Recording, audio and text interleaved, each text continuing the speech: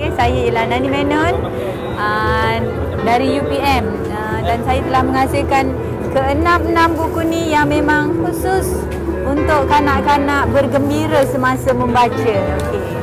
Kenapa mereka boleh gembira semasa membaca? Okey, satu, kerana gambar dia yang menarik. Cuba lihat. Berwarna-warni, terang. Yang kedua, dia sesuai untuk anak-anak yang baru belajar membaca. Teksnya yang besar, ya, dan terang. Semua takut hantu. Okey, kita tengok dalam ni. Jangan takut, kata. Ada hantu ke? Mai dekat sini sayang. Okey, jangan takut oleh Alia Nina. Tahu tak siapa yang lukis buku ni? Nama kakak yang Kakak Emilia Yusof yang lukis buku ni. Ada hantu ke kat bilik air? Tengok tu, dia tarik, dia nak mandi, dia tarik tangan mak dia. Sebab dia kata dekat bilik air ada hantu. Ada hantu ke kat bilik air?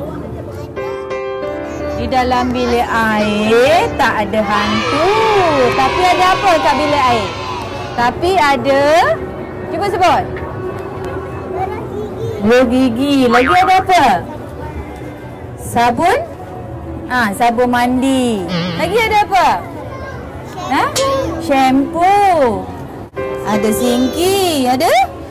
Pipe. Ada? Apa lagi? Yang kat bawah tu? Ada besen, mainan kan? Ada hantu ke? Tak ada. Jadi janganlah takut nak pergi bilik air.